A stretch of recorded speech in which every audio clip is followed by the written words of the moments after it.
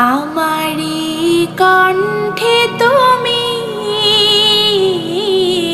তোমারি বাণী তুলেছ, বুকের দেরাজে তুমি কোরআনের স্থান দিয়েছ।